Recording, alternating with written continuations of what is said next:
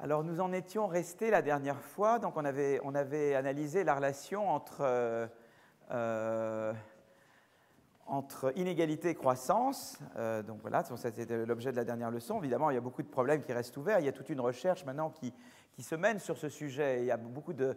Par exemple, on essaie de savoir est-ce que les inégalités ont beaucoup augmenté à l'intérieur des entreprises ou entre entreprises, et les deux. Et dans quelle mesure l'innovation a à voir avec ça. Enfin, voilà, il se passe beaucoup de choses en mettant les organisations davantage dans le débat. Voilà, l'évolution de l'organisation des entreprises et donc il se passe, voilà, il y a une recherche qui est en train de se faire. Mais ça, j'en parlerai peut-être l'année prochaine. Donc voilà, puisque la recherche met du temps à se faire, plus qu'on ne pense. Voilà, donc aujourd'hui, j'avais envie de vous parler de Malthus, en fait, beaucoup. Donc tout ce que je vais raconter aujourd'hui tourne autour de Malthus. Et donc il y a d'abord tout ce qui concerne un petit peu l'évolution de la démographie en parallèle à la croissance ou à la stagnation du PIB par tête au niveau mondial ou dans différents pays. Donc on veut savoir un petit peu, bon voilà, on connaît des choses sur l'enrichissement au niveau mondial, et on connaît des choses aussi sur la population. Et donc, est-ce qu'on peut dire des choses parallèles? Voilà, est-ce qu'il y a un parallèle entre les deux? Est-ce qu'il y a un lien entre l'évolution historique disons, de la population des différents pays et le PIB et la croissance? Voilà. Donc ça, c'est une des premières choses qu'on va analyser. On va étudier un peu le modèle malthusien. Et c'est un modèle qui va vous paraître peut-être un peu spécial, voilà, particulier, mais en fait, on est beaucoup plus malthusien qu'on ne le pense. Voilà. Beaucoup de gens peuvent penser qu'ils ne sont pas malthusiens, et en fait, un peu comme M. Jourdain, ils sont malthusiens sans le savoir. La deuxième partie, je parlerai de climat, puisque quand même cette année, c'est la COP 21, donc je parlerai de climat également. Donc je vais faire un mélange des deux, mais à nouveau en revenant à une idée, à un débat à Malthus, en fait. Donc je vais commencer par ce qui tourne autour de la population. J'ai la chance d'avoir ça. Et donc, comment expliquer les évolutions de la démographie mondiale, voilà, depuis 10 000 ans avant Jésus-Christ, quoi, hein. Ensuite, comment expliquer, et je vous montrerai un peu la tête que ça a, et comment on peut expliquer. Deuxièmement, comment expliquer le passage d'une quasi-stagnation démographique, que je vous verrai dans un instant, à une explosion démographique. En fait, on a eu une quasi-stagnation démographique jusqu'au 19e siècle, en fait. Et après, ça s'est mis disons, au moins jusqu'à 1700. Et après, ça a commencé à décoller. Et là, vraiment, au 19e siècle, c'est devenu ce qu'on appelle une explosion démographique. Et récemment, il y a l'amorce d'une transition démographique où il y a un ralentissement de l'explosion démographique et on espère une inversion. On espère que d'ici 2050, eh bien, il n'y aura plus du tout d'explosion démographique. D'accord? Donc, on va essayer de comprendre un petit peu quelles sont les forces qui sous-tendent ces évolutions et est-ce qu'elles ont à voir avec les forces qui sous-tendent eh bien, la croissance, d'accord, du PIB par tête. Et enfin, comment expliquer le passage d'une quasi-stagnation, donc passant du PIB par tête, à une croissance forte de celui-ci? C'est-à-dire, en gros, ce que je vais essayer d'expliquer, c'est est-ce qu'on peut expliquer l'industrialisation? Pourquoi la croissance est un phénomène aussi récent? Et vous vous souvenez que je vous avais montré, je vous avais dit en introduction que Madison, vous vous souvenez, je vous avais dit, mais vous savez, la croissance, il n'y en a pratiquement pas eu jusqu'en 1820. Et c'est en 1820 qu'il y a un décollage. D'accord? Et la question, c'est de savoir quelle est l'étincelle qui a fait décoller, quel est le Big Bang qui a fait démarrer la chose. Et donc là, il y a des théories et des gens qui s'affrontent, évidemment, en politesse, ils ne s'insultent pas, ils ne se jettent pas des cendriers au visage, mais s'il y a des débats. Hein? Donc, on va essayer de comprendre un peu ces débats. Voilà. Ça, c'est un petit peu le programme de la première partie. La deuxième partie, je vous parlerai de climat et comment moi, je vois un petit peu les débats sur le climat. Voilà. Et donc, ça sera un peu une vision, c'est un peu ma vision des choses, mais à mon avis, elle contribue, enfin voilà, c'est une des façons de voir les choses. Je voudrais déjà montrer la première chose. Donc déjà, ce qu'on peut regarder, c'est des comparaisons internationales. On regarde en l'an 2000 et on représente différents pays. Et en horizontal, c'est le PIB par tête, GDP per capita, c'est le PIB par tête, d'accord? Et en vertical, c'est le taux de croissance de la population entre 1960 et 2000 en pourcentage par année, en moyenne. Hein. Donc vous dites, voilà, chaque année, il y a un taux de croissance de la population. On fait la moyenne sur 1960-2000, et ça vous donne l'idée d'un taux de croissance moyen de la population depuis, disons, sur la période de 1960-2000. Voilà. Et on essaie de voir ce qu'il y a un lien entre le niveau de développement qui est représenté par le PIB par tête et le taux de croissance de la population. Et en gros, ce que vous voyez, bon évidemment il y a des points partout, mais si vous faites ce qu'on appelle une régression statistique, c'est-à-dire une droite ou une courbe qui minimise la distance aux différents points, hein, qui reflète le mieux les différents points, ce que vous allez trouver c'est une chose plutôt décroissante. Voyez, donc en fait, on a l'impression, et ce n'est pas très surprenant, vous allez me dire, mais si c'est pour ça que je suis venu aujourd'hui, je n'avais pas besoin de me déranger, vous faites une découverte extraordinaire, c'est-à-dire que les pays plus développés tendent à avoir une croissance démographique moindre. Alors les États-Unis, c'est un peu une exception, parce que les États-Unis, ils ouvrent grand, peut-être maintenant il y a encore des débats maintenant, mais ils ont grand ouvert les vannes de l'immigration, évidemment. Donc c'est comme ça qu'ils ont renouvelé leur population. L'Allemagne, comme vous le savez, a des forts problèmes démographiques. Nous, on est un peu spéciaux parce qu'on a une politique familiale qui fait qu'on a soutenu la démographie en France. Mais ça, bon, on reviendra sur la spécificité. Voilà, là, il y a des... Mais en tout cas, vous voyez que plus ou moins, c'est quand même une relation qui est plutôt négative, vous voyez. Donc la question, c'est de savoir, eh bien, cette corrélation négative entre le PIB par tête, qui représente le niveau de vie, le niveau de développement du pays, si vous voulez, d'une part, et le taux de croissance de la population, pourquoi on a cette relation négative? Ça pourrait être dû à beaucoup de choses, c'est une corrélation. Donc, en particulier, ça pourrait être dû au fait qu'une croissance plus rapide de la population conduit à un plus bas PIB par tête, parce que d'abord le PIB par tête, c'est le PIB divisé par le nombre de gens. Donc déjà, vous faites croître le nombre de gens, le gâteau est plus petit à partager. Bon, on va peut-être dire, évidemment, avec plus de gens, on produit plus, mais il y a peut-être des rendements décroissants quelque part, et donc à un moment donné, il y a de la congestion, et quand vous avez une population très nombreuse, ben, il y a finalement assez peu à se partager. Donc peut-être qu'il y a quelque chose comme ça, c'est-à-dire qu'il y a une causalité, en gros, du niveau de la croissance de la population vers le PIB par tête. C'est-à-dire quand j'ai une croissance forte de la population, c'est vrai qu'il y a toujours une croissance du PIB, mais simplement la croissance de la population va plus qu'annuler la croissance du PIB, et donc voilà pour ça que j'aurai une croissance plus faible du PIB.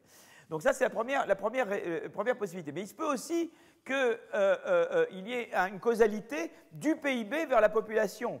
Mais ça, ce n'est pas évident, parce que, par exemple, on pourrait penser que certains facteurs, ou bien il peut y avoir certains facteurs qui affectent l'un et qui affectent l'autre.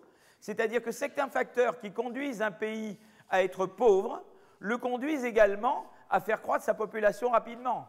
Par exemple, il se peut qu'il y ait des institutions telles qu'il n'y a pas d'assurance, qu'il n'y a pas de système d'assurance, par exemple pas de système de retraite, etc. Pas de système de... Et du coup, quand vous êtes un pays sans système de retraite, et vous dites, je vais en proposer sur mes enfants pour m'assurer mes vieux jours. Et donc, je décide de faire plus d'enfants. Ou bien, je ne peux pas vraiment, je peux surtout employer sur ma terre mes enfants. Donc, j'ai besoin d'une main-d'œuvre pour travailler avec moi. Vous voyez ce que je veux dire? Donc, il se peut que, eh bien, certains éléments qui font que le pays, qui reflètent, disons, le faible niveau de développement du pays, soient également des facteurs qui contribuent à faire que la démographie soit plus nombreuse. Hein. Donc voilà, à ce niveau-là, on en est là, mais on va essayer de regarder, on va revenir là-dessus de manière beaucoup plus détaillée. D'accord? Et je me rends compte en faisant ça que j'ai en fait, est-ce que j'ai pris avec moi mes notes? Oui, j'ai... Oh là là, quelle merveille! Oh, vous savez que c'est terrible parce que des fois, je suis très distrait. Pas des fois, toujours. Toujours très distrait. Voilà, donc c'est un petit peu les questions qu'on va se poser hein, à partir de cette figure, d'accord? Donc gardez cette figure en tête. Alors là, on peut maintenant regarder les évolutions historiques, c'est-à-dire qu'on peut dire, voilà, eh bien, qu'est-ce qu'on peut dire de la population mondiale depuis longtemps, depuis par exemple 10 000 avant Jésus-Christ, d'accord? Et à ce moment-là, vous voyez ce que ça donne? Ça donne ça, vous voyez? Donc 0, c'est... Vous voyez, nous, on est récents, évidemment, hein, donc on a de l'histoire, on a un peu des idées de population, et on voit que, vous voyez, il y a une croissance assez faible quand même. Bon, alors, ce n'est pas de la stagnation, hein, mais vous voyez qu'il bon, y a un accroissement de la population, mais vous voyez que ça s'accélère, il y a une extraordinaire accélération, et surtout à partir de... Là, on est en 1700 ici, et là, alors là, c'est l'explosion démographique récemment, vous voyez, et là, vraiment, ça a explosé. Donc la population est en millions là, hein, donc là vous avez 10 000 millions, donc ça fait 10 milliards, hein, et là vous avez l'année. Donc vous voyez quand même qu'il y a, vu de loin quand même, on voit qu'il y avait une relative stagnation, ensuite ça augmente mais à taux faible, parce que ça, c'est quand même entre 4000, l'an moins 4000 et l'an 0, passer de 10 millions à même pas à un peu plus de 10 millions à 100 millions, c'était ça la croissance de population. Et c'est après que vous allez vous voyez, c'est après que vous allez, parce que là, vous voyez, je représente 10, là, c'est pas la même chose, tel que je représente là. L'écart entre ça et ça est évidemment beaucoup plus faible que l'écart entre ça et ça. Là, je passe de 1000 à 10 000. Vous voyez ce que je veux dire? Là, mettez-vous au niveau des échelles, quoi. Si je représentais avec les vraies grandeurs, que je ne peux pas faire, parce que sinon, je monte le plafond n'est pas assez élevé, évidemment, hein, en fait, vous avez une courbe assez plate jusqu'au 19e siècle. Et après, ça décolle complètement. Donc, vous avez la démographie. Donc, vous pouvez vous dire, tiens, c'est intéressant, ce monsieur, il nous a raconté dans le premier cours que la croissance aussi du PIB par tête, il ne se passait pas grand-chose avant 1820 et que tout d'un coup, ça décolle. Et puis, on regarde la population et on se dit, c'est un peu pareil. Il ne se passe pas grand-chose et puis tout d'un coup, ça se met à augmenter. Est-ce qu'il n'y aurait pas un lien entre l'un et l'autre? Donc, voilà une question que je, voilà, à approfondir. Donc, la population mondiale, qu'est-ce qu'on voit? Eh bien, elle demeure faible, même en l'an 1000 après Jésus-Christ. Donc, essentiellement, on a un globe terrestre très peu peuplé jusqu'en l'an 1000 après Jésus-Christ. La croissance de la population décolle vraiment au 19e siècle. Donc, si vous regardez le taux de croissance de la population moyen c'est 0,04 entre 10 000 avant Jésus-Christ et 0, quoi. Je mets 1 après, mais je pourrais dire 0, ça ne change pas, évidemment. Donc, vous voyez, la croissance, elle est quasiment nulle. Là, ce n'est pas des moins, c'est moi qui mets, des tirets, mais ce n'est pas des moins, c'est des plus, en fait. Je me rends compte que j'étais pas très malin de faire ça, hein, franchement. Bon, aïe, aïe, aïe, aïe, aïe. Bon, vous voyez, enfin, pratiquement pas de croissance. Au 19e siècle, c'est 0,6%. 0,9 pendant la deuxième moitié du XXe, et depuis 150 ans, une croissance moyenne de 1,8. Et ce qui est énorme, ce qui veut dire qu'il y a des pays où la croissance démographique, elle est absolument énorme. Donc, vous voyez, des pays comme l'Égypte, comme l'Inde, comme la Chine, la Chine, ils ont contrôlé avec la limite d'une naissance par foyer. Mais c'est quand même énorme, énorme, énorme. Voilà. Donc, si vous voulez, voilà. Donc ça vous montre un petit peu le phénomène de récent de croissance démographique. Alors, donc, en fait, qu'est-ce que je voudrais déjà? Malthus, c'est un modèle intéressant parce que c'est un modèle qui cherche à vous expliquer qu'à la fois il y ait stagnation du PIB par tête jusqu'au 19e siècle et stagnation relative de la population jusqu'au 19e siècle. C'est un modèle qui rationalise ça, d'accord? Alors évidemment, c'est un modèle. Un modèle, ce n'est pas la réalité. La réalité ne peut jamais être enfermée dans un modèle simple. Mais ça vous donne quand même quelques lignes de raisonnement, d'accord?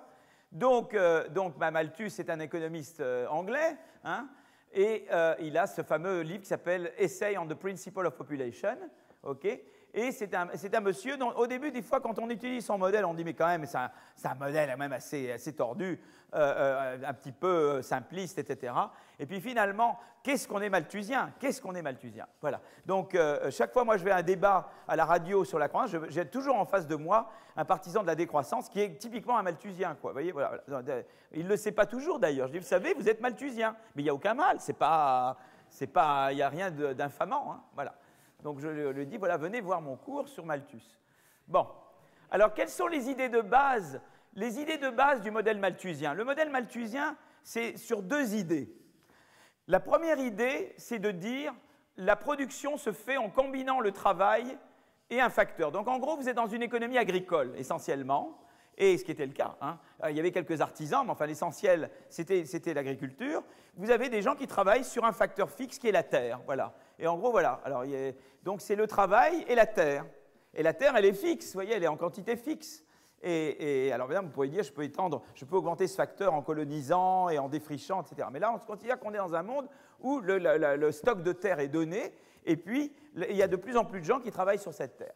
Donc, évidemment, plus de gens vont travailler sur la terre, plus eh bien, on est dans un monde dans lequel il va y avoir congestion, c'est-à-dire que plus on est nombreux à travailler la même terre, plus le rendement par tête va être faible. Voilà. En gros, c'est ça, parce que vous avez de plus en plus de gens qui augmentent la terre. Si j'étais dans un modèle où les gens travaillaient avec du capital, si vous avez plus de gens, ça ferait aussi plus de capital, comme dans le modèle néoclassique qu'on a vu au début. Et du coup, ce n'est pas clair ce qui se passerait entre, vous voyez, la quantité de capital par tête. Mais quand le facteur est totalement fixe et que vous avez des gens qui travaillent dessus, plus vous avez de gens, plus chacun a un petit lopin de terre et le PIB par tête baisse. Vous voyez, ça, c'est la première idée. Elle vous paraît totalement évidente, mais on va discuter tout ça. D'accord? La deuxième idée, c'est que si vous comprenez pas, levez la main, puisque tout ce que vous avez le droit de faire, c'est de lever la main pendant le cours. Ce n'est pas moi, c'est une règle qui existe depuis François Ier. Je crois que c'est même lui qui l'a décidé en 1530. Je crois que ça a été une de ses grandes décisions. Hein. C'est qu'on n'a pas le droit de lever la main. On peut lever la main, mais je ne sais pas si on peut intervenir pendant le cours du collège. C'est vraiment frustrant. Je suis habitué d'habitude, moi, à dialoguer. Alors, les êtres humains, alors la deuxième idée, c'est que, eh bien, la croissance de la population est quelque chose qui se maîtrise. C'est-à-dire qu'il y a une différence entre, ça paraît totalement évident, c'est-à-dire qu'il y a une différence entre l'eussiez-vous cru, entre les êtres humains et les animaux, voilà, et les végétaux. C'est qu'en gros, d'un côté, eh bien, ce qui limite la reproduction des animaux et des végétaux, c'est la limitation des ressources. La différence, c'est que les êtres humains peuvent décider de réduire la fertilité ou d'augmenter la fertilité. Voilà. C'est-à-dire que nous, on est dotés d'intelligence et on peut décider d'être fertile ou d'être moins fertile. Voyez ? Et ça, c'est une différence entre les hommes et on peut faire d'autres choses. Voyez ? C'est-à-dire que les animaux ne font pas. Voilà. On peut... et donc voilà. Alors, on peut décider d'avoir beaucoup d'enfants. Par exemple, les Canadiens français, les Français du Haut-Canada, quand ils sont arrivés au Québec, enfin ce qui est maintenant le Québec, ils étaient 3380 avant 1680, et en 1950, ils sont 2,5 millions. Donc, vous voyez là, la croissance rapide de la population, là. Hein. Mais on peut décider qu'on veut restreindre la fertilité, d'accord ? Et alors, on reviendra, je vous ferai des petites blagues sur comment on fait ça, mais bon, hein, ce n'est pas l'objet du cours, là, c'est plutôt le domaine de mes collègues biologistes, et je ne veux pas empiéter sur leur domaine. Voilà. Alors donc, en fait, voilà. Alors, évidemment, moi, quand j'enseigne le cours, bon, ce n'est pas ce cours-là, mais quand j'ai parlé de ces choses-là, je dis toujours, voilà, il y a la fable du petit poucet. Alors, évidemment, quand j'étais aux États-Unis, le petit poucet, les gens ne connaissent pas. Ils connaissent Hansel et Gretel un petit peu, éventuellement. Mais vous avez déjà un peu l'histoire. En gros, le modèle de Malthus, c'est le petit poucet ou Hansel et Gretel. C'est-à-dire, les choses vont bien, les enfants reviennent à la maison, hein, ça se passe bien, et puis alors les choses vont mal, on les abandonne dans les bois. En gros, c'est Malthus, c'est une formalisation de ça. C'est ça, en fait. Hein. Donc, voilà. Et plus le niveau par tête est élevé, plus la fertilité est élevée, ou plus la mortalité est faible. Donc, en tout cas, il peut y avoir deux raisons pour lesquelles, dans ce monde-là, eh bien, la population augmente plus vite quand le PIB par tête est plus élevé. C'est que d'un côté, eh bien, on peut décider d'avoir plus d'enfants parce qu'on peut se permettre de les nourrir, et que par ailleurs, plus tard, c'est utile d'avoir des enfants. Et deux, eh bien, la mortalité, puisqu'il y a une meilleure alimentation, la mortalité baisse. Et les deux facteurs contribuent à une relation positive entre le niveau de vie, entre le PIB par tête et le taux de croissance de la population. En gros, c'est ça. Et c'est un modèle, alors du coup, ça vous donne ce modèle-là. Alors, je ne veux pas vous embêter. Le premier modèle, c'est la relation entre le PIB par tête et la population. D'accord ? Plus la population est élevée, plus le PIB par tête est faible. Ça, c'est la première relation. D'accord ? C'est la relation de congestion. Hein ?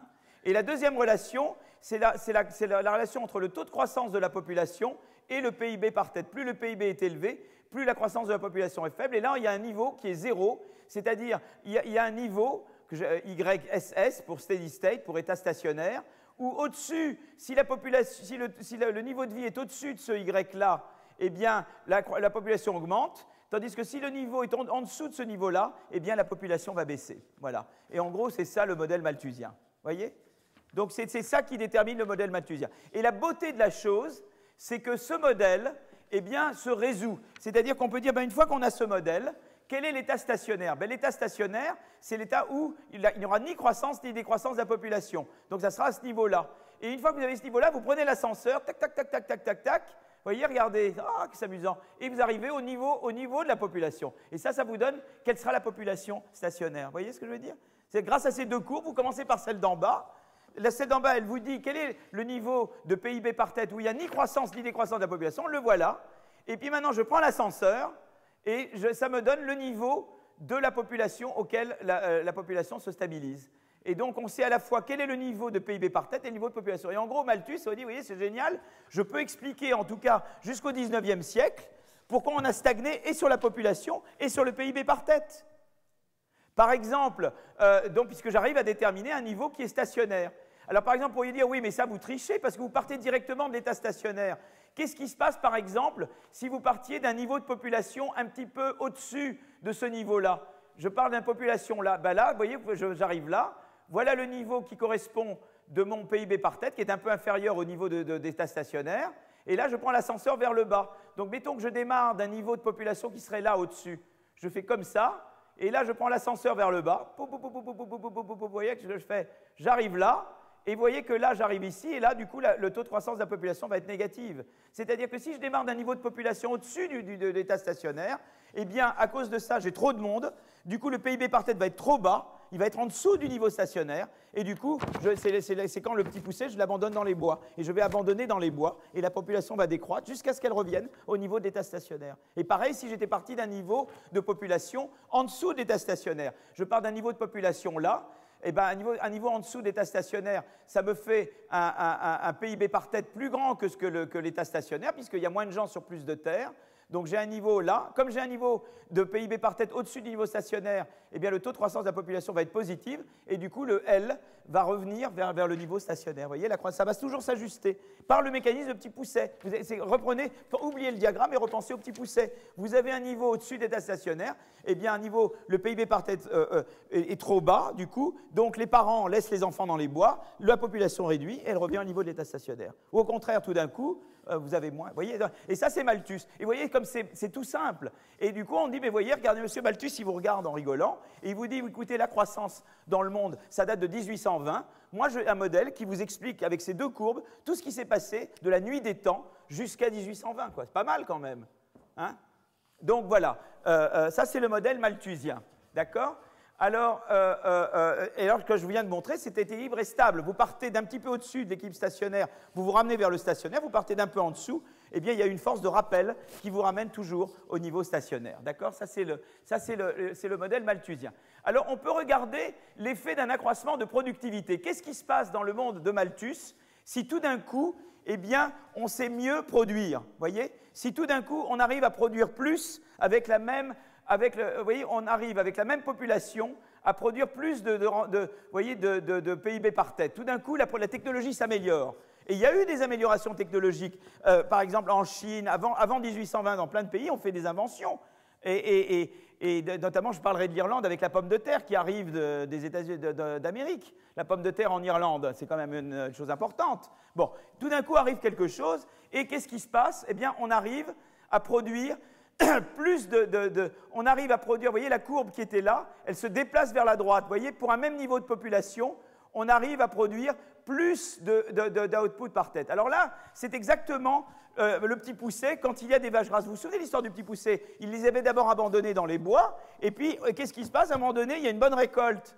Et le petit pousset, justement, bon, il a mis les cailloux, et justement, il a eu du bol parce qu'il est revenu avec ses frères au moment où, justement, il y avait la bonne récolte. Alors, qu'est-ce que fait la bonne récolte? Ben, la bonne récolte, elle augmente ce qui revient à chacun. Il y a plus à distribuer. C'est le PIB par tête. Donc, dans un premier temps, qu'est-ce qui se passe? Le PIB par tête augmente, on se dit, mais c'est génial. Seulement, qu'est-ce qui va se passer? C'est quand le PIB par tête augmente, eh bien, on sait que ça va entraîner une croissance de la population. Donc, à court terme, c'est très sympa. L'augmentation de productivité vous demande plus d'output par tête, mais comme il y a plus d'output de PIB par tête, eh bien, à ce moment-là, la croissance de la population augmente, puisqu'on sait qu'elle augmente avec le niveau de vie. Ça encourage, et elle va augmenter jusqu'à ce qu'on revienne au niveau initial du PIB par tête. Vous voyez, ce qui va se passer, c'est qu'à court terme, on passe de là, vous voyez, on était ici, à ce niveau-là, on passe de là à là, mais après, ce qui va se passer, c'est qu'en fait, eh bien, la croissance de la population va faire qu'on va se stabiliser, elle va absorber tout. Et finalement, l'état stationnaire ne peut être que celui-là, il ne peut être que défini par cette courbe-là, qui, elle, n'a pas bougé, hein, la courbe de fertilité.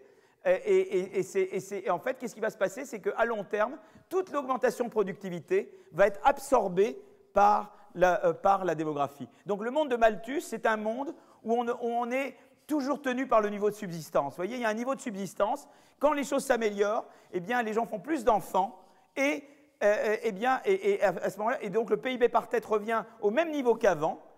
Et toute l'augmentation de productivité, ça s'est traduit à long terme par une augmentation de la population. Donc à court terme, ça se traduit par un PIB par tête qui augmente. Mais après, ça va entraîner une population qui augmente, et donc ça va ramener le PIB par tête à son niveau stationnaire initial. Vous voyez, ça c'est le monde de Malthus. Ce n'est pas un monde très optimiste. Ça veut dire qu'en fait, on ne peut jamais générer une croissance du PIB par tête. Vous voyez, dans le monde de Malthus, on revient toujours à l'état stationnaire. Vous voyez, donc ça c'est la chose importante. Et alors là, j'ai regardé si vous voulez, l'effet d'une croissance d'une fois de la productivité, mais on peut dire qu'est-ce qui se passe au cours du temps. La productivité, elle augmente toujours un petit peu, mais ce qui se passe, c'est qu'elle est en permanence absorbée par la croissance de la démographie. Et en fait, quand vous décrivez le modèle ce qui s'est passé dernièrement, on vous dit c'est vrai qu'il y a eu des inventions en Chine, hein, on a inventé la roue, on a inventé le compas, ils ont inventé les spaghettis, ils n'appelaient pas ça comme ça en Chine, hein. Ils ont fait plein d'inventions, mais en fait, ces petites inventions technologiques, et chez nous aussi, il y a eu des inventions technologiques, hein, mais à chaque fois, ça faisait une croissance faible, et cette croissance faible de la productivité était toujours absorbée par la croissance de la population. Et c'est pour ça qu'on reste dans ce qu'on appelle une trappe malthusienne. Vous voyez, et donc, ça, c'est la chose. Et d'ailleurs, vous voulez vous dire, mais alors quel est le seul moyen d'augmenter à long terme le PIB par tête? C'est de faire descendre cette courbe. C'est-à-dire qu'elle devrait passer de ça à ça. Vous voyez ce que je veux dire?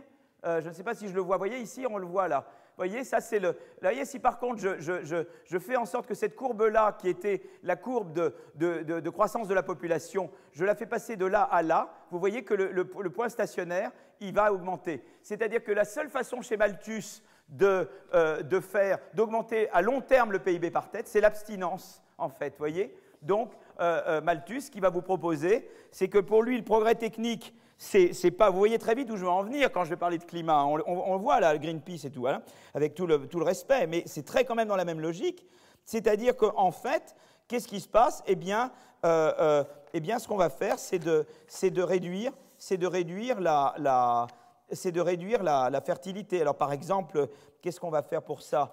Une seconde que je regarde. C'est l'abstinence. Donc, par exemple, eh bien, il y a différentes méthodes. Il y a différentes méthodes. Et il y a eu des méthodes dans l'histoire pour réduire la fertilité. Par exemple, comment on peut faire? Eh bien, il y avait les Cahun Medical Papyrus. Vous en avez entendu parler, vous, des Cahun Medical Papyrus? Moi, j'ai des collègues sûrement ici, s'ils m'entendent parler comme ça, ils vont hurler parce que probablement une chaire sur ce thème au Collège de France, je ne sais pas, sur Cahun Medical Papyrus. Il y avait des suppositoires. Eh bien, il y avait... en 1850, avant Jésus-Christ, il y avait des suppositoires vaginaux. Ah ouais, je ne savais pas ça, que ça existait en Égypte, visiblement, papyrus. Et voilà, et on mentionne, la Bible aussi mentionne des méthodes, des textes médicaux grecs discutent de la contraception, etc. Donc il y a déjà, vous voyez, on dit, voilà, vous êtes dans l'univers de Malthus, tout ça c'est bon pour vous, parce que ça va augmenter durablement le PIB par tête. Bon, il y avait des pratiques d'infanticide, ça c'était moche. Les Grecs laissaient des enfants illégitimes dehors de la maison pour les abandonner, quoi. Alors il y avait en Europe du Nord des mariages tard, jusqu'à la révolution industrielle, etc. Enfin, et après, évidemment, il y a eu les contraceptifs modernes depuis 2 siècles, mais si vous voulez, voilà, c'est intéressant que c'est un monde où il faut s'abstenir. Et quand on voit sur le climat ou les ressources limitées, il y a beaucoup de gens qui vous disent, maintenant on ne peut plus se permettre de croître, la seule façon c'est l'abstinence, c'est de manger moins, c'est de consommer moins, etc. Il y a du vrai dans tout ça. Mais si vous voulez, la vision, elle est profondément malthusienne. Vous voyez ce que je veux dire? C'est le même raisonnement. On revient au même raisonnement. Voilà. Je reviendrai à tout ça tout à l'heure. Parce que non, là, tel que je le présente, ça vous paraît un peu ridicule. Mais en fait, beaucoup de gens sont malthusiens. Voilà.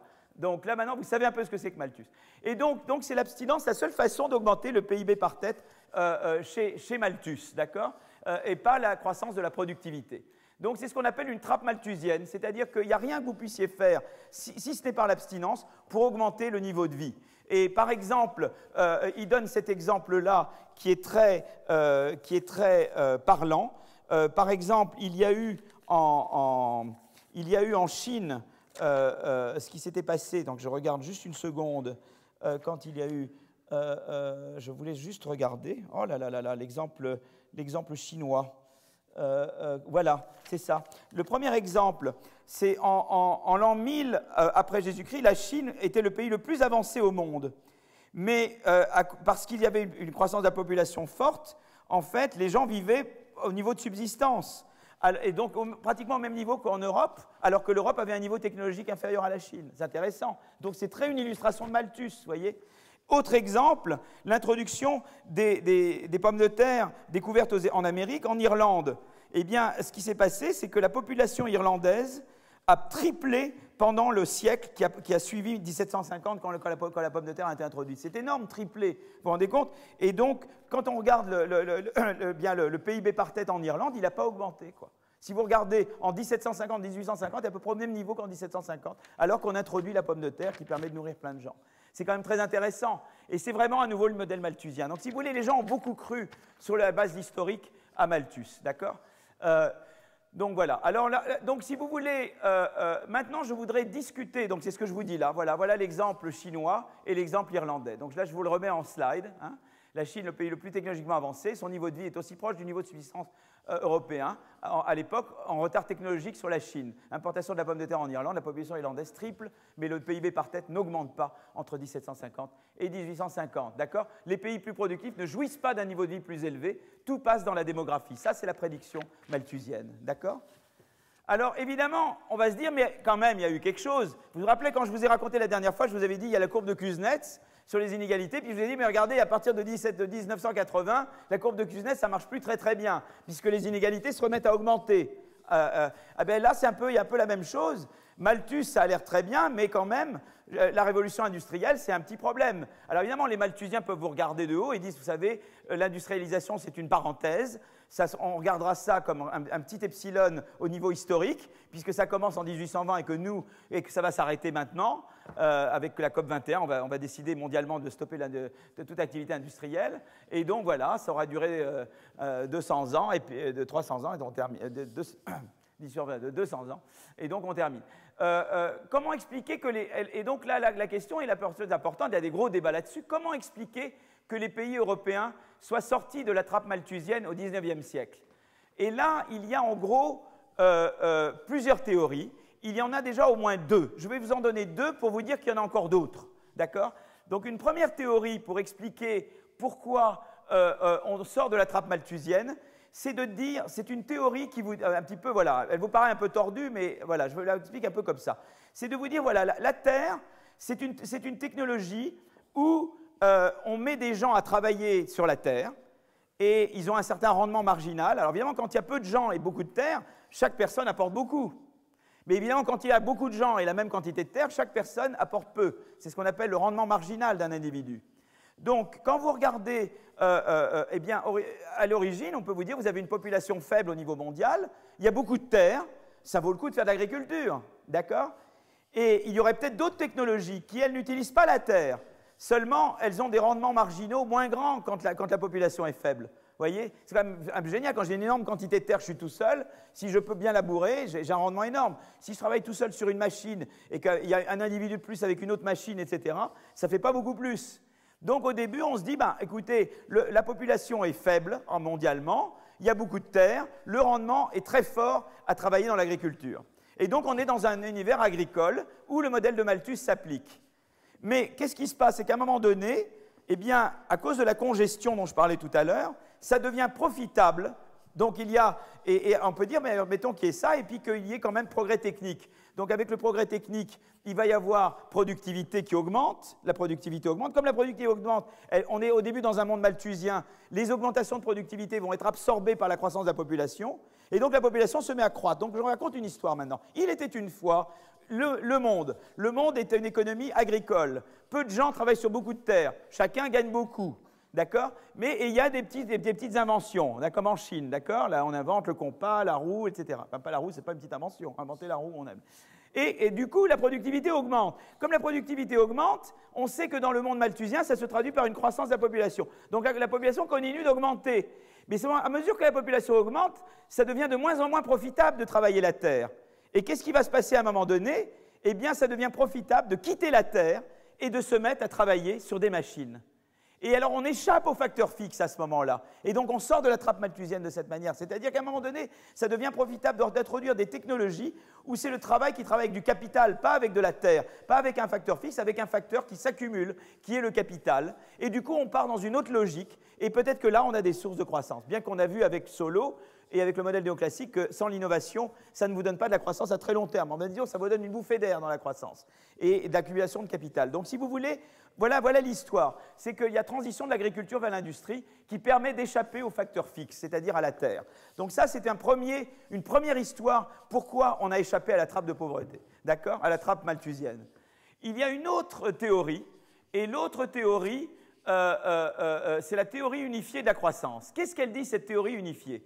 Alors, j'ai des collègues, dont un qui s'appelle Oded Galor, qui est un type très sympathique. Il est à moitié à la Hebrew University, à moitié à Brown, à Providence. Et il dit, moi, c'est génial, parce que moi, je peux tout expliquer. Moi, j'ai une théorie qui vous donne tout. C'est-à-dire, j'ai une théorie qui explique pourquoi il y a eu le décollage industriel du PIB par tête au XIXe siècle et qui vous explique également la transition démographique. Et sa théorie, elle se résume de la manière suivante. C'est de dire, voilà, il y a deux choses qui se passent. D'abord, la croissance de la productivité, elle augmente avec la croissance de la population. C'est-à-dire qu'il y a l'idée, ça c'est commun avec des... Je vous avais parlé des effets d'échelle quand on croit dans une théorie de la croissance comme la théorie schumpeterienne par exemple. Donc il emprunte en partie une théorie comme la théorie schumpeterienne et il dit voilà, d'abord le taux de croissance, il n'est pas constant, il n'est pas donné. La croissance, elle vient, je reconnais qu'elle vient de l'innovation. En gros, c'est ça. Ou en tout cas d'un progrès technique qui dépend de la population.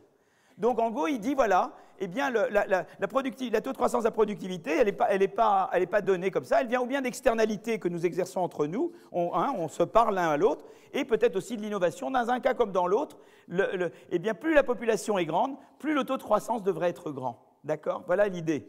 Donc ou bien que parce qu'on interagit plus, ou bien parce que l'innovation a des rendements plus grands, quand plus la population est nombreuse, plus on veut innover beaucoup parce que le marché est plus gros. D'accord? Donc en gros, ils reconnaissent ce fait. Donc là, ils n'inventent rien. Ils reprennent un modèle de croissance endogène. Ils disent, voilà, je prends un modèle de croissance endogène où le taux de croissance de la productivité est relié à la taille de la population, d'accord? À la taille du marché. Donc il dit, voilà, on fait ça. Et alors après, à ce moment-là, qu'est-ce qui va se passer? Eh bien, il va y avoir une accélération du progrès technique. Donc il dit que c'est vrai, ça commence comme Malthus. La population augmente. Mais comme la population augmente, au lieu que la productivité augmente de manière exogène, elle augmente de manière endogène. Et plus la population augmente, plus ça va emballer le processus d'augmentation du progrès technique. Vous voyez ce que je veux dire? Donc déjà, ils disent, moi, je dis, voilà, le progrès technique va s'accélérer. Alors, est-ce que ça suffit à vous donner le décollage industriel? Non, parce que le décollage industriel, c'est l'augmentation du PIB par tête. Or, si la population... Or là, qu'est-ce qui se passe? Vous avez tout d'un coup la productivité qui augmente plus vite qu'avant. D'accord? Mais ça va faire que la population va augmenter plus vite qu'avant. Et donc, du coup, le PIB par tête, c'est le ratio du PIB et du nombre de têtes et du nombre de gens. Les deux augmentent beaucoup. Vous ne savez pas ce qui se passe au ratio. Vous comprenez? Donc on ne sait pas. Le fait qu'il y ait accélération du progrès technique ne suffit pas à vous donner le décollage industriel. Parce qu'il se peut que tout soit absorbé encore par l'augmentation de la population. Et donc le PIB par tête à l'arrivée, lui, ce n'est pas du tout dit qu'il va augmenter. Il peut même diminuer. Et c'est là qu'ils introduisent un deuxième ingrédient. Et le deuxième ingrédient qu'ils introduisent, c'est ce qu'ils appellent la transition démographique. J'anticipe sur la deuxième partie du... Ça me rappelle, quand je me suis marié, j'étais dans une église, mais c'était un peu spécial parce que j'étais à Saint-Étienne-du-Mont, juste en face. Et le prêtre qui nous a mariés, moi j'étais, bon, c'est un mariage mixte, c'est compliqué, mais il voulait parler de la Vierge de Guadalupe, parce que vous êtes une personne du Mexique, et donc la Vierge de Guadalupe, c'était très important. Mais comme il avait regardé le match de foot la veille, c'était le mondial, il avait dit la Vierge de Guadalajara, parce qu'il avait vu le match entre Guadalajara et Paris. Voilà, donc je suis en train de faire un peu la même chose là. Bon. Mais voilà. Bon, enfin, je ne suis pas en train de faire la messe quand même, j'espère. Bon. Alors, donc qu'est-ce qui se passe? Et c'est là qu'est le truc génial. C'est qu'ils disent, voilà, c'est vrai qu'au début, donc regardez bien mon raisonnement. On est dans un univers malthusien. On sait qu'il y a un peu de progrès technique au début qui n'est pas tellement lié à la taille. Mais on sait que, du coup, ça fait augmenter la population. Quand la population augmente, eh bien, ça fait augmenter le taux de progrès technique. Donc, la progrès technique va augmenter. Ça va emballer la population au début. Et donc, au début, vous allez avoir une explosion démographique. C'est ce qu'on a observé dans les pays en développement. On a observé l'explosion démographique. Mais qu'est-ce qui va se passer? C'est que comme la technologie avance beaucoup, les gens commencent à se dire, et c'est là le raisonnement de la transition démographique, les gens commencent à se dire, eh dis donc, la technologie, elle est vachement importante, moi mes enfants, il faut qu'ils puissent comprendre ces choses-là. On revient à Nelson Phelps, vous vous souvenez de Nelson Phelps? Quand je vous ai raconté Nelson Phelps, que c'était important d'avoir de l'éducation pour rattraper la technologie. Et donc là, les gens se disent, mais mes enfants, comment ils vont tenir? Si j'ai 10 enfants, je n'ai pas les moyens de les envoyer au collège. Alors en France, on peut, mais on veut les éduquer, on veut les suivre. Donc si j'ai trop d'enfants, je ne pourrai pas leur donner la bonne éducation. Et donc l'idée, c'est de dire, eh bien voilà, les gens décident d'avoir moins d'enfants parce que la technologie a avancé beaucoup. Ils vont troquer la quantité pour la qualité. Et c'est ça qui va être l'élément important. C'est-à-dire que vous avez d'abord une technologie qui s'accélère, un progrès technique qui s'accélère, donc du coup la technologie avance très très vite, et vous, à ce moment-là, les gens réagissent. C'est là la différence entre les animaux et les êtres humains. Et les animaux peuvent dire, oh, les êtres humains peuvent dire, aïe aïe aïe, maintenant mes enfants, ils sont largués. Si j'ai trop d'enfants, ils vont être tous incultes, et ils ne vont pas suivre du tout le progrès technique, je dois avoir moins d'enfants. Et ça va inverser, ça va contrebalancer l'explosion démographique. Vous comprenez? Et du coup, le ratio du PIB sur la population va vraiment augmenter. Et c'est ça qui crée le développement industriel. Est-ce qu'il y a des mains? S'il y a des gens qui ne comprennent pas, levez les mains. Ne me dites pas que vous avez tous compris ce que je vous ai dit. Oh, ma mamie, mais c'est formidable. Mais c'est génial que vous ayez tout compris. Oh là là là là. Mais il ne faut pas hésiter, jamais avoir honte à lever la main et dire je ne comprends pas. Jamais, jamais, jamais. Il n'y a jamais de honte. Et donc voilà, et donc c'est exactement ce que j'écris. À plus long terme, les ménages décident de réduire le nombre d'enfants pour mieux investir dans leur éducation et ainsi mieux profiter du progrès technique. C'est Nelson Phelps, c'est le choix individuel entre quantité et qualité d'enfants. Et ça conduit à la transition démographique. Et c'est ça toute l'histoire. Donc c'est une histoire assez sophistiquée, parce qu'ils se disent, voyez, regardez, au début, on explique qu'il y a accélération du progrès technique parce que une population plus grande conduit à davantage de croissance de la productivité. Ça conduit initialement à une explosion démographique, mais vous voyez qu'après, les gens réduisent la fertilité et ça inverse le rendement. Donc, du coup, ça va décélérer la démographie et du coup, le ratio du PIB sur la population va augmenter. Et du coup, ils vous disent, bah, écoutez, regardez, c'est vraiment ce qui s'est passé. Si vous regardez les pays en développement, au début, ils ne se développent pas du tout. Il y a stagnation du PIB par tête de la population. Puis ensuite, quand ils s'industrialisent, il y a explosion de la démographie. Mais vous voyez qu'après, il y a décélération de la démographie et décollage du PIB par tête. Et ça, c'est une vision très optimiste du monde. Si on dit, voilà, c'est vrai qu'on a une surpopulation, mais vous voyez, et des gens disent, grâce à ça, en 2050, eh bien, l'ensemble, on verra la population du globe entier se stabiliser. C'est ce que beaucoup de démographes anticipent, c'est-à-dire qu'à cause de ça, ils anticipent qu'il y aura stabilisation de la population. Donc là, on est encore en augmentation, mais en 2050, ça devrait se stabiliser et du coup, les choses, on pourra respirer un petit peu. Donc voilà, donc c'est un petit peu, voilà, mais c'est des raisonnements intéressants. Et maintenant, on peut dire, voilà. Donc c'est très attrayant, cette théorie, parce qu'en plus, si vous voulez, c'est une théorie qui vous est une théorie de la croissance depuis Mathusalem et de la population depuis Mathusalem. Donc, si vous voulez, ces gens-là arrivent et vous disent, écoutez, moi, j'ai tout expliqué, faites un autre métier, allez faire autre chose que de faire de la théorie de la croissance. Moi, j'ai une théorie qui explique tout depuis toujours. Voilà, ça, c'est assez sympa. D'ailleurs, il est très sympa, alors, il vous le dit sans grande prétention, il te regarde comme ça en disant, tu es très sympa, mais moi, j'ai tout inventé, j'ai tout compris, je vous ai donné toute l'histoire, maintenant, tu peux regarder les petits détails, comment tu fais de l'innovation rue des Écoles, tu peux t'amuser, ou pour aller à Maubert, etc., mais moi, je t'ai expliqué le monde. Voilà. Bon. En gros, c'est ça. Hein.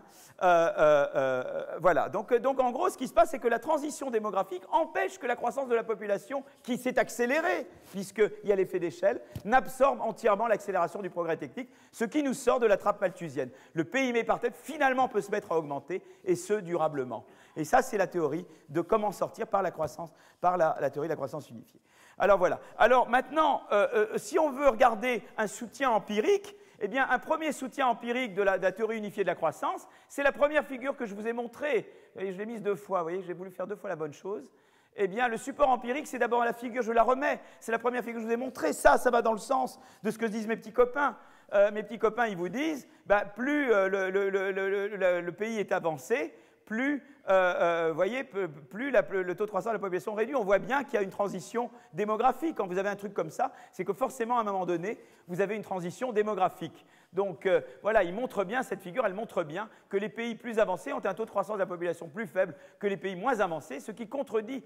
Mais le problème de ça, c'est que si ça c'est vrai, ça contredit le premier diagramme de Malthus, puisque si ça c'est vrai, ça veut dire que Malthus, là, n'avait pas raison. Malthus considérait que plus le taux de croissance de la population était, que plus qu'il y avait une relation positive entre le PIB par tête et le taux de croissance de la population. Or là, la transition démographique, c'est une idée qui va contre ce diagramme. Donc on ne peut pas dire qu'on est malthusien et ensuite dire, moi je vous explique comment je sors de Malthus, mais là il sort de Malthus d'une manière qui remet en cause Malthus. Donc il ne peut pas tout avoir. Donc M. Gallor, il vous explique comment je sors de la trappe, mais il en sort si bien qu'il a détruit la trappe. Il donne un gros coup de pied dans la trappe, vous voyez. Donc la pauvre trappe, elle est plus. Bon, donc ça c'est la première chose, vous voyez, le premier problème, c'est qu'il contredit le premier diagramme de Malthus. Ensuite, sur la transition démographique, c'est quand même une chose intéressante, c'est que ce n'est pas complètement juste. Si vous voulez, jusqu'en 1870, on observe au niveau mondial une croissance du PIB par tête qui va de pair avec une croissance rapide de la population. C'est-à-dire que jusqu'en 1870, ça se passe comme dans Malthus. En 1870, si on regarde jusqu'en 1870 au cours du temps, on voit, parce que Malthus, c'est à un moment donné, c'est pas temporel, Malthus. Vous voyez, il montre que des corrélations, c'est une photographie. Le problème de Malthus, c'est que ça, c'est pas l'histoire d'un pays, c'est une photographie de différents pays. Ils peuvent avoir plein d'autres différences entre eux, vous voyez ce que je veux dire? Il y a ce qu'on appelle des effets fixes de pays. Ça, évidemment, ça n'en tient pas compte. On vous montre des points et on vous dit, voyez, en gros, les pays qui ont un PIB plus élevé ont des pays avec un taux de croissance de la population plus faible. Mais c'est pas vraiment, ça n'explique pas ce qui s'est passé. Or, ce qu'on regarde, c'est que ce qui s'est passé, c'est que jusqu'en 1870, la croissance du PIB par tête est allée de pair avec une croissance rapide de la population. Donc jusqu'en 1870, on est dans la courbe de Malthus. Vous voyez ce que je veux dire? On est dans une histoire petit pousset, Hansel Gretel. Hein? On a vu que le taux de croissance de la population est de 0,2 de 1500 à 1700, de 0,4 de 1700 à 1820, de 0,7 de 1820 à 1870. Et la croissance du PIB par tête, elle augmente en même temps que le taux de croissance de la population. Donc jusqu'en 1870, on est très bien dans on dit de ce point de vue-là, c'est pas... vous voyez, il y a eu développement et pourtant la population a augmenté. Vous voyez, il n'y a pas eu de transition démographique. Et c'est seulement après 1870 que la croissance du PIB par tête a commencé à s'accompagner d'un ralentissement de la taux de croissance de la population. Ça, ils n'expliquent pas. Pourquoi à ce moment-là? Vous voyez ce que je veux dire? Donc ça, c'est quand même une chose intéressante. Pourquoi jusqu'en 1870, leur histoire ne s'applique pas?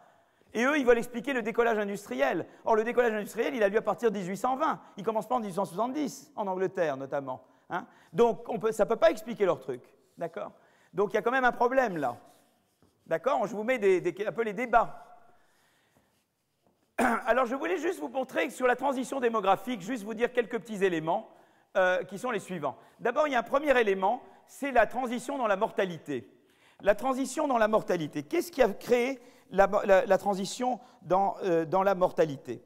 Eh bien, la mortalité, ça vient de différentes sources. D'abord, on peut regarder qu'en Inde, c'est très intéressant. En Inde, l'espérance de vie était de 27 ans en 1930 et de 55,6 ans en 1980. En 50 ans, l'Inde plus que doublé l'espérance de vie. C'est extraordinaire quand même ce qui s'est passé en Inde. En France, on passe de 27,9 à 56,7, c'est-à-dire à peu près la même distance en âge en presque 200 ans. Vous voyez ce que je veux dire? Eux, ils mettent 50 ans à faire ce trajet, et nous, on met presque 200 ans à faire le même trajet avant. Donc l'Inde a été beaucoup plus vite que nous. Alors évidemment, pourquoi? Parce qu'il y a une diffusion technologique, les vaccins, etc. On en a parlé, la convergence, la fameuse convergence en espérance de vie.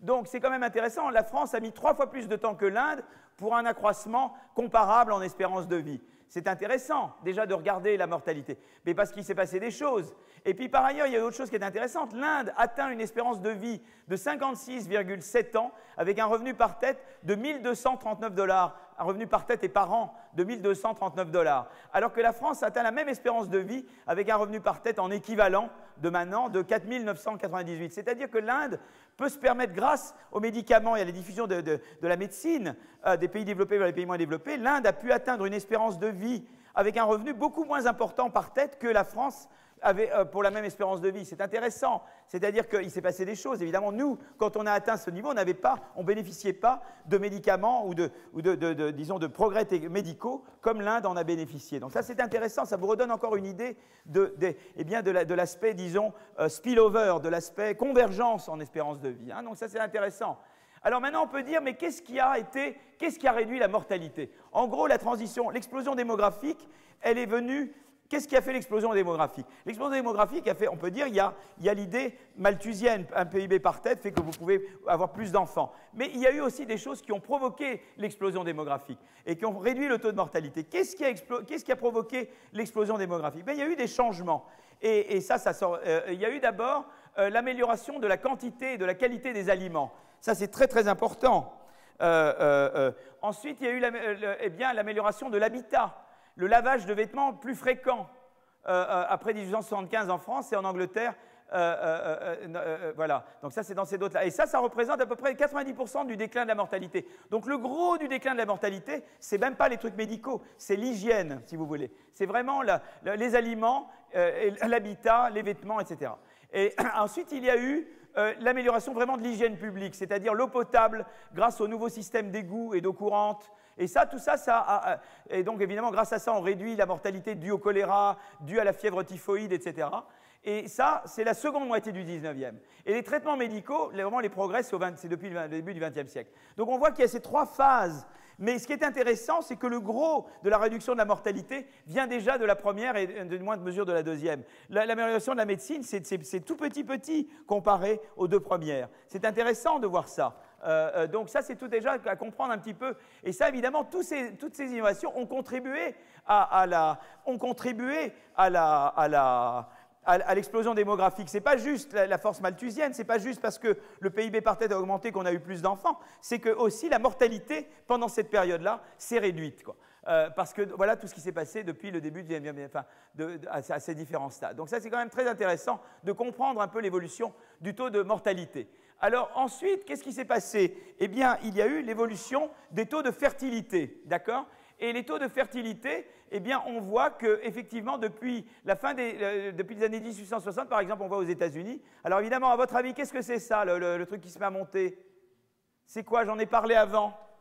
Je sais que je ne peux pas vous interroger, mais je fais comme si. Vous savez, c'est un réflexe. C'est tellement d'années où j'ai fait comme ça en interrogeant. C'est le baby-boom, le fameux baby-boom qui vous fait monter, évidemment. Mais si vous regardez quand même en longue période, vous voyez qu'il y a un taux de fertilité qui baisse.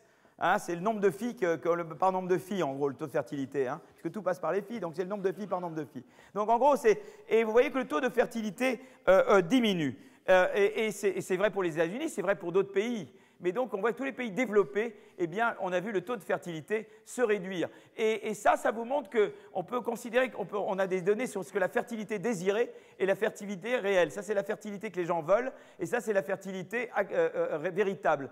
Et on voit qu'en fait, il y a un alignement de la fertilité réelle sur la fertilité désirée. C'est-à-dire qu'effectivement, c'est quand même beaucoup, c'est la fertilité désirée. Et c'est très intéressant donc de comprendre pourquoi la fertilité s'est réduite. Alors je vais essayer de donner quelques explications pour essayer de voir pourquoi un pays plus riche peut vouloir réduire sa fertilité. Une première raison, c'est que, évidemment, on pourrait dire quand vous êtes plus riche, on veut consommer plus de tous les biens. Les enfants, c'est quand même une source de joie, donc on pourrait en vouloir plus. Ça, c'est la logique malthusienne. Mais d'un autre côté, il y a un problème de substitution, c'est-à-dire que quand vous avez plus d'enfants, vous devez passer du temps à élever vos enfants que vous ne passez pas à travailler. Quand le revenu est plus élevé, vous perdez plus. Ça, c'est un effet de substitution. Le premier est ce que j'appelle un effet de revenu. Alors, chez Malthus, c'est l'effet de revenu qui domine. Quand vous êtes plus riche, vous voulez avoir plus de tout, y compris jouir de vos enfants, c'est le petit pousset. Qu'est-ce que je suis content de les avoir tous à la maison, on s'amuse bien, c'est sympa.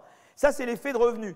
Mais il y a l'effet de substitution qui est de dire, si chez le petit pousset, la maman ou le papa pouvait travailler ailleurs dans un bureau, eh bien, ça serait peut-être très différent, à un certain salaire. Ils se diraient, mais quand les choses vont très bien, je peux gagner beaucoup plus ailleurs qu'à travailler. Donc, quand les choses vont mieux, au contraire, je devrais avoir moins d'enfants et pas plus d'enfants. Donc l'idée, c'est qu'en fait, on se dit, au début, peut-être que jusqu'en 1870, c'était surtout l'effet de revenu qui était important, mais le deuxième, mais on peut dire qu'après 1870, c'est l'effet de substitution qui est devenu plus important. Parce que, eh bien, notamment les femmes, elles ont des opportunités de travail qu'elles n'avaient pas au début. Vous voyez, donc, de plus en plus, les femmes avaient la possibilité de travailler et de gagner leur vie. ben ça augmente l'effet de substitution, évidemment. Hein. Donc, et on sait que, notamment l'éducation féminine, à partir du moment quand il y a eu l'éducation des femmes, et je vous avais montré sur l'éducation que, notamment sous la pression des militaires, on éduquait tout le monde beaucoup plus, y compris les femmes, ben évidemment, ça a fait que les femmes aussi pouvaient gagner beaucoup plus en allant travailler sur le marché du travail. Et évidemment, ça a contribué à renforcer l'effet de substitution par rapport à l'effet de revenu. Donc vous voyez comment on peut quand même repenser, dire voilà, jusqu'en 1870, on est très dans une logique malthusienne, plus on est riche, plus on a d'enfants, mais après 1870, on dit que l'effet de substitution devient plus important que l'effet de revenu, plus on est riche, moins on en veut, parce que, une raison déjà, c'est qu'on dit je peux gagner beaucoup plus en faisant autre chose, d'accord? Ça c'est la première raison. Mais il peut y avoir aussi... il y a aussi quelque chose, c'est que quand un pays se développe, eh bien, les enfants, ça travaille plus tard. Vous voyez, quand un pays est plus développé, eh bien, ça coûte beaucoup plus cher d'élever un enfant. Avant qu'un enfant puisse vous amener des revenus, il faut beaucoup plus longtemps, et notamment pour des bons revenus. Et donc ça va dans la direction, vous voyez, ça va dans la direction d'avoir moins d'enfants, mais mieux éduqués. Vous voyez, donc ça, il y a plusieurs raisons à ça. C'est-à-dire, la technologie est plus avancée, il faut plus de temps pour former un enfant, ça coûte plus cher pour s'approprier une nouvelle technologie, la raison Nelson Phelps, que je donnais tout à l'heure. Et puis, il y a une autre raison également, c'est qu'avec le développement, se développent des systèmes d'assurance. Et à partir du moment où on développe des systèmes de retraite et des systèmes de ce genre, eh bien, on n'a plus besoin ou moins besoin des enfants pour subvenir à vos besoins, parce que vous pouvez épargner, ou vous avez un système de répartition, où c'est l'ensemble de la société, ou un système de capitalisation, où c'est vos propres revenus que vous mettez quelque part de côté pour votre retraite. Mais dans les deux cas, vous n'avez pas besoin des enfants. C'est le système de retraite qui fait le travail.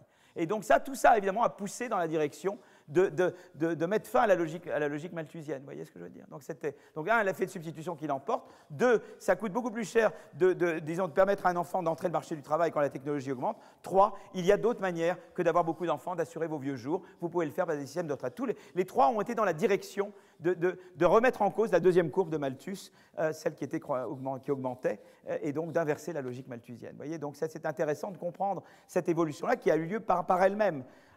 Et qui fait qu'on a observé la transition démographique. Voilà, je voulais juste vous parler un petit peu de ça. Alors maintenant, un petit peu, voilà où on en est sur le débat. Alors évidemment, il y a eu la théorie de la croissance unifiée, c'était quand même très sympa. C'est-à-dire dire quand même, voilà, il y a Malthus, même si je crois dans Malthus, à un moment donné, je crois dans Malthus, mais à un moment donné, il y a la transition démographique. En gros, la transition démographique, elle vous dit, je ne veux pas rentrer dans les détails, c'est que cette courbe-là, qui est croissante, en fait, à un certain moment, elle devient décroissante. C'est-à-dire que la transition démographique, ça veut dire que cette courbe, elle n'est pas tout le temps croissante. Elle est croissante au début, et puis à un moment donné, l'effet substitution se met à dominer, et cette courbe se met à descendre. Et c'est ça qui fait que au début, j'ai une logique malthusienne, mais après, je sors de la trappe malthusienne. Je ne veux pas rentrer dans le détail, mais c'est ça qui est en fait la logique. Donc on dit, voilà, ma théorie de la croissance unifiée, ça marche bien.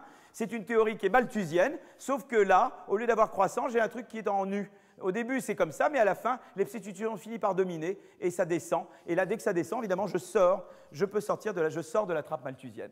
Alors, je voudrais maintenant dire, voilà, quelles ont été les discussions, un peu le débat là-dessus. Eh bien, le débat, c'était déjà... Bon, d'abord, je vous ai dit, il y a une première théorie qui dit que, voilà, il y avait deux technologies. L'une, c'est la technologie agricole et l'autre, c'est la technologie manufacturière. Au début, c'est profitable de n'utiliser que la technologie agricole quand il y a très peu de population et beaucoup de terre. Et à un moment donné, quand il y a beaucoup de congestion des gens sur la terre, c'est intéressant d'introduire la technologie qui vous fait échapper aux facteurs fixes. Mais c'est difficile de croire que la technologie manufacturière existait déjà et attendait le bon moment pour remplacer l'activité agricole. En général, les nouvelles technologies, elles arrivent par l'innovation. Donc, il vous faut un modèle avec de l'innovation. Ce n'est pas qu'une technologie est là, vous attendez qu'elle soit bonne et vous allez la chercher et vous la prenez. C'est, disons, quand même un peu simpliste.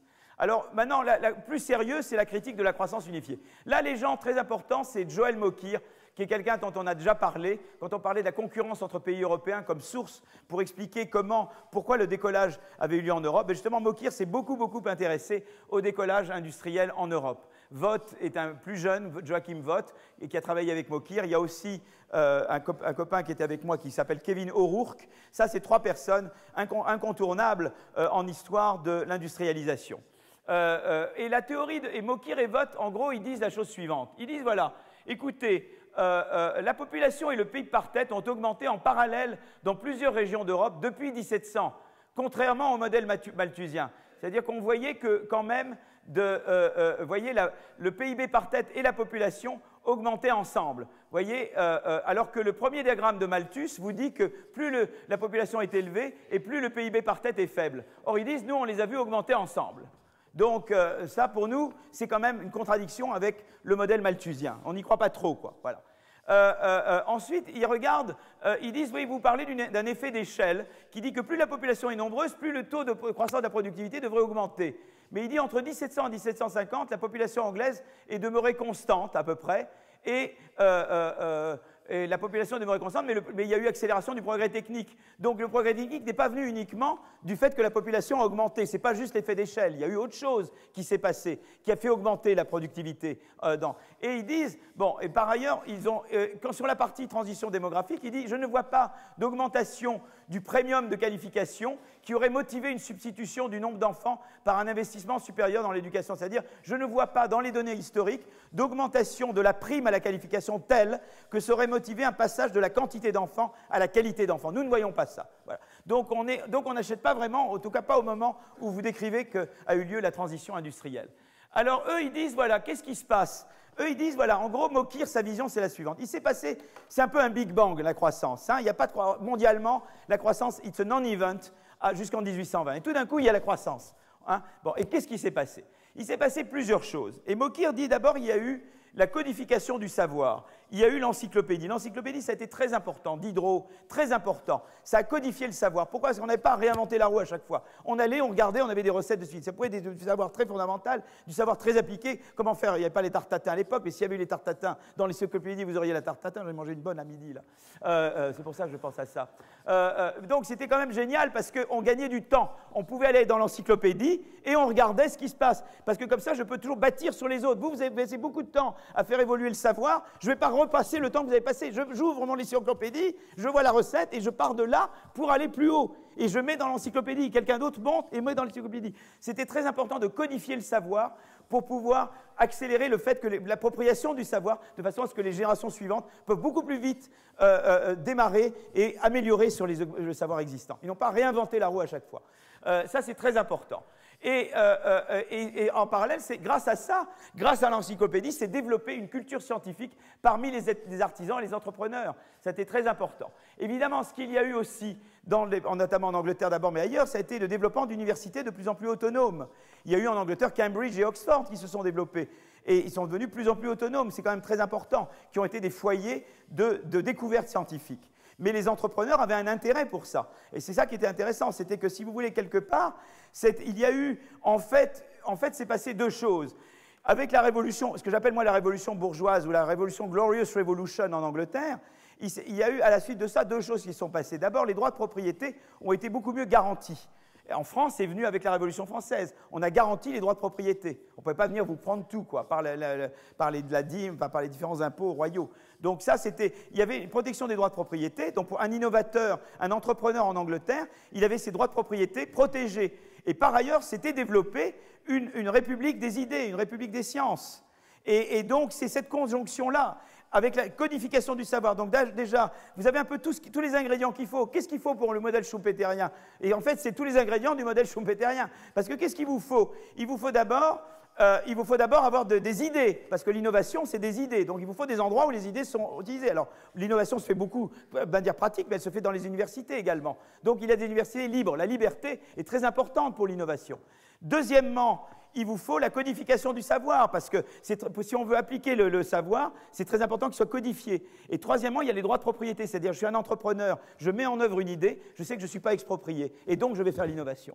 Et ces ingrédients-là, c'est tous ces ingrédients-là qui sont réunis. Et en plus, qu'est-ce qu'il y a? Il y a la concurrence entre pays. C'est-à-dire que si un pays ne peut pas faire ça, eh bien, le pays voisin va le faire. Du coup, le pays voisin va devenir beaucoup plus fort, et donc aussi une menace militaire. Et donc, l'autre pays va se dire, moi aussi, il faut que je le fasse. Et en gros, c'est ça qui a fait que ça a pris, quoi. Voilà, c'est cette sauce-là, c'est ce mélange-là qui a marché, quoi. Voilà. En fait, il a reconstitué historiquement les éléments du modèle schumpeterien. Et c'est ça et c'est pas juste le fait qu'il y a un truc mécanique que les parents décident d'avoir moins d'enfants. Vous voyez ce que je veux dire? C'est autre chose. Pourquoi ça s'est passé en Europe? Parce que la force, parce que c'est là le grand truc de Mokyr, c'est que Mokyr, il dit, si c'était l'explication de Gallor, mais pourquoi ça ne s'est pas passé en Chine? Ça aurait pu se passer en Chine. En Chine, la population avait augmenté. Donc en Chine aussi, vous auriez pu avoir à un moment donné la transition démographique. Vous n'avez rien eu de tout ça. Tout ça s'est passé en Europe. Pourquoi en Europe? Parce qu'en Chine, il n'y avait pas la protection des droits de propriété. En Chine, il n'y avait pas les universités libres. En Chine, il n'y avait pas eu la décodification du savoir comme il y avait chez nous. Et en Chine, vous n'aviez pas la concurrence entre pays qui, si jamais un pays ne respectait pas les 3 trucs précédents, il se faisait larguer par un pays voisin. Et c'est cette chimie-là qui a fait marcher. Et on retrouve les éléments du modèle schumpeterien historiquement. Vous voyez ce que je veux dire? Donc c'est ça que je voulais... voilà. Et ça, c'est la force de Mokir, si vous voulez, c'est que Mokir comprend très bien sur le plan historique. Vraiment, allez le lire. Vous savez, faites Amazon, Mokir, Mokir, Mokir. Plus vous lisez du Mokir, plus ça rend intelligent. Vraiment, c'est génial de lire Mokir. Voilà. Alors évidemment, c'est difficile de faire la part des choses, parce qu'on peut dire qu'il y a eu une seule révolution industrielle, on n'a qu'un point d'observation. Mais après, il y a eu d'autres vagues technologiques, donc on peut regarder les différentes vagues. Mais il y a eu une révolution industrielle. Il est probable qu'un 3e facteur, un progrès technique graduel, explique la croissance simultanée de la population du PIB par tête avant la révolution industrielle. Mais moi, je vous ai ce que je vous ai dit tout à l'heure. Donc, c'est une chose intéressante, c'est encore une chose en débat. Mais vous voyez maintenant un petit peu les termes du débat. Donc, si maintenant on vous pose la question, pourquoi la révolution industrielle s'est produite? Pourquoi elle s'est produite au XIXe siècle en Europe et pas ailleurs, et pas avant, etc. Vous avez en tout cas des éléments de débat. Après, vous ferez votre opinion à vous. C'est un débat qui n'est pas tranché.